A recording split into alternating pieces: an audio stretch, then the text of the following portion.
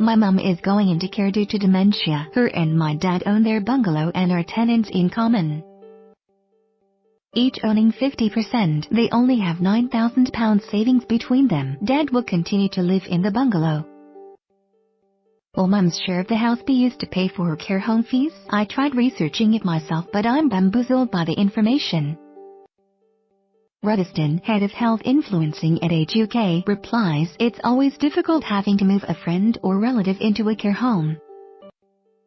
And unfortunately the financial side of things can get pretty confusing. Usually when someone needs care, the local authority arranges a care assessment, although you may have to contact the local authority yourself to request one. This includes a needs assessment to see what kind of care someone requires and whether those needs are serious enough that the authority will step in to help. If your mum has reached the point of going into a care home, she will almost certainly reach the needs threshold. Assuming she does meet this threshold, a means test will be carried out as well. The means test looks at a person's savings, income and assets to see whether they are entitled to any help to pay for their care. The rules are that an individual would be considered a self-funder if they either have an eligible income greater than the cost of meeting their needs, or they have capital above £23,250. In this case, they must pay all their care home bills down to the capital threshold of £23,250. Those with assets between £14,250 and £23,250 must contribute something towards their care. Anyone with assets below £14,250 won't have them taken into account. However, they may still have to cover all or part of the cost from their eligible income, as the means test excludes any capital below £14,250. Your mum's half of the joint savings would not be taken into account for paying for care. In calculating the value of capital, the means test does include the value of someone's home though. And in this situation, your mum owns half of your parents' property. However, there are some circumstances where the value of someone's home is disregarded from the means test, including when someone's current or former partner still lives there. This will continue to be the case for as long as that living situation remains the same.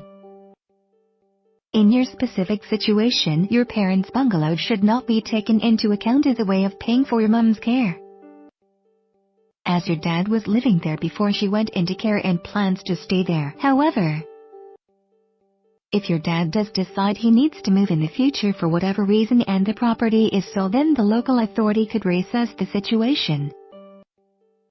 If the bungalow was sold because your dad moved into a care home himself, the same tests described above would be applied to him, with his share of the proceeds being taken into account for his care and your mum's share going towards hers. If your dad stays in the property until he dies, then likewise your mum's means test will be revised, taking into account of her share of the proceeds from the property and anything she inherits from your dad's estate. But it is worth noting that any changes are not applied retrospectively, so a revised means test would set out how care will be paid for moving forward. It wouldn't require your mum to repay any financial assistance she had already received.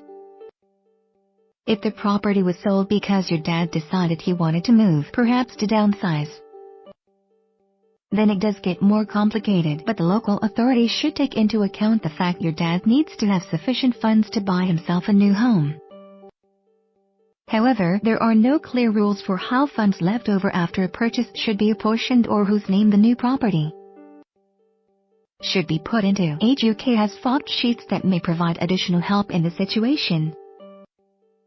Property and paying for residential care describes how property is affected in care payments, and how to get care and support will walk you through the process of getting needs assessments. You can download the fact sheets from Age UK's website or order a free copy from the Charities Advice Line free of charge on 0800 169 6565.